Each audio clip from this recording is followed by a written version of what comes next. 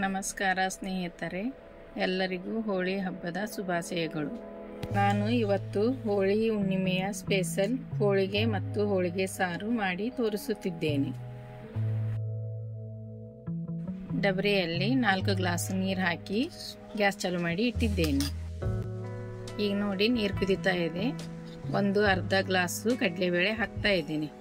ಅರ್ಧ ಗ್ಲಾಸ್ ಅಂದರೆ ನಂದು 300 ಗ್ರಾಮ್ ಆಗ್ಬೋದು, ಅಷ್ಟು ಹಾಕಿದ್ದೇನೆ. ಬೇಳೆ ಕುದಿಲಿಕ್ಕೆ ಅರ್ಧ ತಾಸು ಆಗ್ತದೆ. ಅಲ್ಲಿ ತನಕ ಅಂದರೆ ಬೆಲ್ಲ ಕಟ್ ಮಾಡಿ ತಗೊಳ್ತೇನೆ. ಹಿಟ್ಟು ಕೂಡ ನಾದ್ತೇನೆ. ಹಿಟ್ಟು ಸಾಣಿಗೆ ಹಿಡಿದು ತಗೊಳ್ತಾ ಇದ್ದೇನೆ. ಮೈದಾ ಹಿಟ್ಟು ಸಾಣಿಗೆ ಹಿಡಿದಾದ ನಂತರ ಸ್ವಲ್ಪ ಅರಿಶಿನ ಪುಡಿ ಹಾಕ್ತಾ ಇದ್ದೇನೆ. ಸ್ವಲ್ಪ ಉಪ್ಪು ಹಾಕ್ತಾ ಇದ್ದೇನೆ. ಅದನ್ನು ಸರಿಯಾಗಿ ಮಿಕ್ಸ್ ಮಾಡಿ ಈಗ ನಾನು ನೀರು ಹಾಕ್ತಾ ಇದ್ದೇನೆ. ನೀರು ಹಾಕಿ ಸ್ವಲ್ಪ ನೀರು ಹಾಕಿ ನಾದ್ತಾ ಇರಬೇಕು. ಗಟ್ಟಿ ನಾದಬೇಡಿ, ಸ್ವಲ್ಪ ತೆಳ್ಳಗ ಇರಬೇಕಾಗ್ತದೆ. ಇದು ಹಿಟ್ಟು ತೆಳ್ಳಗ ಇದ್ದರೆ ಸರಿಯಾಗಿ ಬರ್ತವೆ ಹೋಳಿಗೆ. ಸರಿಯಾಗಿ ಮಿದ್ದಿ ತಗೋಬೇಕಾಗ್ತದೆ. ಈಗ ನಂದು ಹಿಟ್ಟು ಸ್ವಲ್ಪ ತೆಳ್ಳಗಾಗಿದೆ ನೋಡಿ. ಅದಕ್ಕಾಗಿ ಸ್ವಲ್ಪ ಹಿಟ್ಟು ಹಾಕ್ತಾ ಇದ್ದೇನೆ. ಚೆನ್ನಾಗಿ ಮಿದ್ದಬೇಕಾಗ್ತದೆ. ಮಿದ್ದದ್ರಿಂದ ಹೋಳಿಗೆ ಚೆನ್ನಾಗಿ ಬರುತ್ತವೆ.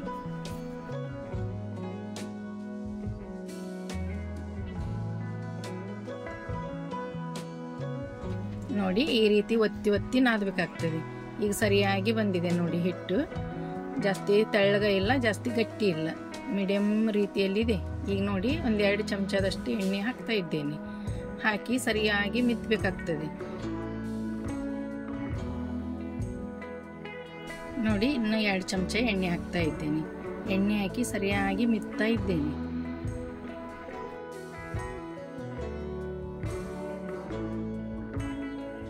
ಈಗ ಆಯ್ತು ನೋಡಿ ನಾದಿ. ಈಗ ಅದನ್ನು 1 ತಾಸು ಮುಚ್ಚಿ ಇಡ್ತಾ ಇದ್ದೇನೆ. ಈಗ ಬೇಳೆಯಲ್ಲಿ ನೀರು ಕಮ್ಮಾಗಿತ್ತು, ಅದಕ್ಕಾಗಿ ಪ್ಲೇಟಲ್ಲಿ ಸ್ವಲ್ಪ ನೀರು ಹಾಕಿ ಇಟ್ಟಿದ್ದೇನೆ. ಅದು ಬಿಸಿ ಆದ ನಂತರ ಈ ರೀತಿ ಹಾಕಬೇಕು. ತಣ್ಣೀರು ಹಾಕಿದರೆ ಬೇಳೆ ಸರಿಯಾಗಿ ಕುದಿಯುವುದಿಲ್ಲ. ಫಾಸ್ಟ್ ಗ್ಯಾಸಲ್ಲಿ ಕುದಿಸಿದ್ದೇನೆ ನೋಡಿ. ಈಗ ಈ ರೀತಿ ಕುದ್ದಿದೆ. ಈಗ ಒತ್ತಿ ನೋಡಿದರೆ ಮೆತ್ತಗ ಆಗಿದೆ. ಬೇಳೆ ಕಟ್ಟು ತೆಗೆದು ಇಟ್ಟುಕೊಳ್ತಾ ಇದ್ದೇನೆ. 1 ಚಮಚದಷ್ಟು ಕಟ್ಟು ಬಿಟ್ಟಿದ್ದೇನೆ. ಈಗ ನೋಡಿ ಬೆಲ್ಲ ಹಾಕ್ತಾ ಇದ್ದೇನೆ. ಅರ್ಧ ಗ್ಲಾಸು. ಇದೇ ಗ್ಲಾಸಿಂದ ಅರ್ಧ ಗ್ಲಾಸು ಬೇಳೆ ತಗೊಂಡಿದ್ದೆ ನಾನು ಎಷ್ಟು ಬೇಳೆ ಹಾಕಿದ್ದೇನೆ ಅಷ್ಟು ಬೆಲ್ಲ ಹಾಕಿದ್ದೇನೆ. ಸಿಹಿ ಕಮ್ಮಿ ಬೇಕಂದ್ರೆ ನೀವು ಸ್ವಲ್ಪ ಕಮ್ಮಿ ಹಾಕಿ. ಈಗ ನಾನು ಗ್ಯಾಸ್ ಮೇಲೆ ಸ್ಲೋ ಗ್ಯಾಸಲ್ಲಿ 2 ನಿಮಿಷ ಇಟ್ಟು ಕುದಿಸ್ತಾ ಇದ್ದೇನೆ. ಈಗ ಬೆಲ್ಲ ಎಲ್ಲ ಕರಿಗಾದ ನಂತರ ಗ್ಯಾಸ್ ಬಂದ್ ಮಾಡಿ.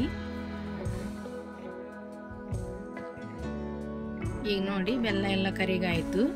ಗ್ಯಾಸ್ ಬಂದ್ ಮಾಡಿ ಅರ್ಧ ಚಮಚ ಶುಂಠಿ ಪೌಡರ್, 2 ಏಲಕ್ಕಿ ಕುಟ್ಟಿ ಹಾಕಿದ್ದೇನೆ.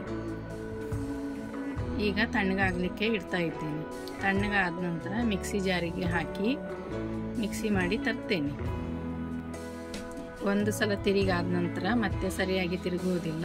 ಅದಕ್ಕಾಗಿ ಚಮಚೆಯಿಂದ ಮೇಲೆ ಕೆಳಗೆ ಮಾಡಿ ನುಣ್ಣಗೆ ರುಬ್ಬಬೇಕಾಗ್ತದೆ.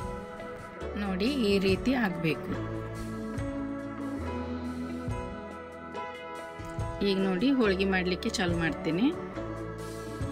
ಸ್ವಲ್ಪ ಎಣ್ಣೆ ಹಚ್ಚಿ ಈ ರೀತಿ ಮಾಡಬೇಕು. ಎಷ್ಟು ಚೆನ್ನಾಗಿ ಬಂದಿದೆ ನೋಡಿ ಹಿಟ್ಟು. ಕೈಯಲ್ಲಿ ಸ್ವಲ್ಪ ಎಣ್ಣೆ ಹಚ್ಚಿ ಉಳ್ಳಿ ಮಾಡಿ ಇಟ್ಕೊಳ್ತಾ ಇದ್ದೇನೆ.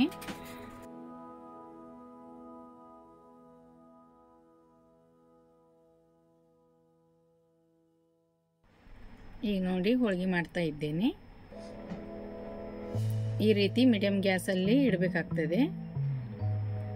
ಸ್ವಲ್ಪ ಕಣಕ ತಗೊಂಡು ಈ ರೀತಿ ತುಂಬಬೇಕಾಗ್ತದೆ. ಗ್ಯಾಪ್ ಸ್ವಲ್ಪನೂ ಬಿಡಬಾರ್ದು. ಸರಿಯಾದ ರೀತಿಯಲ್ಲಿ ಒತ್ತಿ ತುಂಬಬೇಕಾಗ್ತದೆ. ಇದು ಎಣ್ಣೆ ಹಚ್ಚಿ ಬೇಯಿಸ್ತಾ ಇದ್ದೇನೆ. ಬೇಕಿದ್ರೆ ನೀವು ತುಪ್ಪ ಹಚ್ಚಿ ಬೇಯಿಸಿ. ಈ ರೀತಿ ಎಣ್ಣೆ ಹಚ್ಚಿ ಒತ್ತಿ ತಗೊಳ್ಬೇಕಾಗ್ತದೆ. ಬೇಕಂದರೆ ನೀವು ಲತ್ತಿಗುಣಿಯಿಂದ ಕೂಡ ಲಟ್ಟಿಸ್ಬೋದು. ನಾನು ಸ್ವಲ್ಪ ಒತ್ತಿ ಆಮೇಲೆ ಲಟ್ಟಿಸಿದ್ದೇನೆ. ನೋಡಿ, ಕಣಕ ಮತ್ತು ಹೂರಣ ಬರಬ್ಬರಿ ಆದರೆ ಇಷ್ಟು ಚೆನ್ನಾಗಿ ಬರ್ತವೆ ಹೋಳಿಗೆ. ಎಷ್ಟು ಚೆನ್ನಾಗಿ ಉಬ್ಬಿ ಬಂದಿತ್ತು ನೋಡಿದ್ರಲ್ಲ. ಹಂಚಿನ ಮೇಲೆ ಸ್ವಲ್ಪ ಎಣ್ಣೆ ಹಾಕಬೇಕಾಗ್ತದೆ ಹೋಳಿಗೆನ. ಈಗ ನೋಡಿ ಮತ್ತೊಂದು ಮಾಡಿ ತಗೊಳ್ತಾ ಇದ್ದೇನೆ. ಇದೇ ರೀತಿ ಎಲ್ಲವನ್ನು ಮಾಡಿ ತಗೊಳ್ತಾ ಇದ್ದೇನೆ. ನಾನು ಇಲ್ಲಿ ಒಂದು ಎಣ್ಣೆ ಪ್ಯಾಕೆಟ್ ಕಟ್ ಮಾಡಿ ತೊಗೊಂಡಿದ್ದೇನೆ ಹೋಳಿಗೆ ಮಾಡಲಿಕ್ಕೆ. ನಿಮ್ಮ ಹತ್ರ ಈ ರೀತಿ ಎಣ್ಣೆ ಪ್ಯಾಕೆಟ್ ಇದ್ದರೆ ತಗೊಳ್ಳಿ, ಇಲ್ಲದಿದ್ದರೆ ಹೋಳಿಗೆ ಸೀಟಿದ್ರೆ ಅದರಲ್ಲಿ ಕೂಡ ಮಾಡಿ.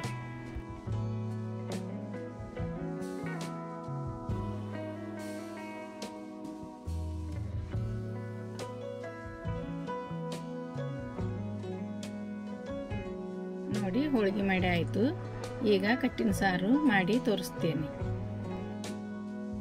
ಇಲ್ಲಿ ಇಷ್ಟು ಕಟ್ಟಿದೆ, ಅದಕ್ಕೆ ಒಂದು 2 ನಿಂಬೆ ಗಾತ್ರದಷ್ಟು ಹುಣಸೆಹಣ್ಣು ತಗೊಂಡು ತೊಳೆದು ಅರ್ಧ ತಾಸು ನೆನೆ ಇಟ್ಟಿದ್ದೆ. ಈಗ ಅದನ್ನು ಸ್ವಲ್ಪ ಕೈಯಿಂದ ಕಿವುಚಿ ಹಿಂಡಿ ತಗೊಳ್ತಾ ಇದ್ದೇನೆ. ಕಟ್ಟಿನ ಸಾರಿಗೆ ಬೇಕಾಗುವ ಸಾಮಗ್ರಿಗಳು ಇಲ್ಲಿ ಇಟ್ಟಿದ್ದೇನೆ.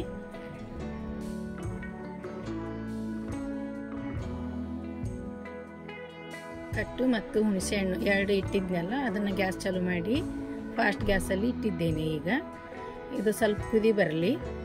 ಕುದಿ ಬಂದ ನಂತರ 2 ಚಮಚ ಖಾರದ ಪುಡಿ ಹಾಕ್ತಾ ಇದ್ದೇನೆ, 1 ಚಮಚ ಧನಿಯಾ ಪುಡಿ, ಅರ್ಧ ಚಮಚ ಅರಿಶಿನ, ಸ್ವಲ್ಪ ಬೆಲ್ಲ,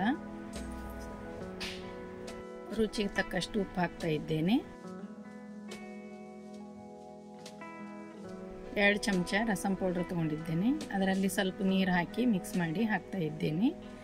ಸ್ವಲ್ಪ ಹೂರಣ ಕೂಡ ಹಾಕ್ತಾ ಇದ್ದೇನೆ. ಎಲ್ಲ ಹಾಕಿ ಆದ ನಂತರ ಸರಿಯಾಗಿ ಕುದೀಲಿ.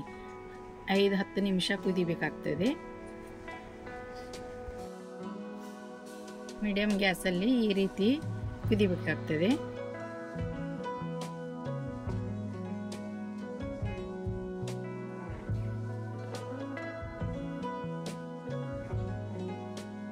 ಚೆನ್ನಾಗಿ ಕುದ್ದಾಯಿತು. ಈಗ ಅದನ್ನು ತೆಳಗಿಳಿಸಿ ಒಗ್ಗರಣೆ ಕೊಡ್ತಾ ಇದ್ದೇನೆ. ಈಗ ಒಂದು ಸಣ್ಣ ಡಬರಿ ಇಡ್ತಾ ಇದ್ದೀನಿ. ಒಂದು 2ರಿಂದ 3 ಚಮಚ ಎಣ್ಣೆ ಹಾಕ್ತಾ ಇದ್ದೀನಿ. ಇದಕ್ಕೊಂದು ಸ್ವಲ್ಪ ಎಣ್ಣೆ ಜಾಸ್ತಿ ಹಾಕಬೇಕಾಗ್ತದೆ. ಎಣ್ಣೆ ಕಾದಾದ ನಂತರ ಸಾಸಿವೆ ಹಾಕಿದ್ದೀನಿ, ಜೀರಿಗೆ ಹಾಕಿದ್ದೀನಿ. ಈಗ ಬೆಳ್ಳುಳ್ಳಿ ಹಾಕ್ತಾ ಇದ್ದೇನೆ. ಸ್ವಲ್ಪ ಕೆಂಪಾಗಲಿ. ಈಗ ಹಿಂಗೆ ಹಾಕ್ತಾ ಇದ್ದೀನಿ. ಹಿಂಗೆ ಹಾಕಿದ ನಂತರ 2 ಒಣಮೆಣಸಿಕಾಯಿ ಮುರಿದು ಹಾಕ್ತಾ ಇದ್ದೀನಿ. ಸ್ವಲ್ಪ ಕರಿಬೇವು ಹಾಕ್ತಾ ಇದ್ದೀನಿ.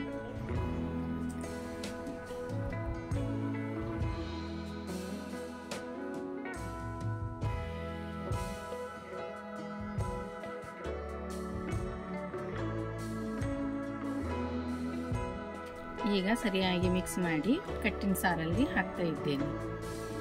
ಆಯ್ತು ನೋಡಿ, ಸಾರು ರೆಡಿ. ಈಗ ಕೊತ್ತಂಬರಿ ಹಾಕ್ತಾ ಇದ್ದೇನೆ. ಭಾಳ ರುಚಿಯಾಗಿ ಬಂದಿತ್ತು, ನೀವು ಕೂಡ ಟ್ರೈ ಮಾಡಿ.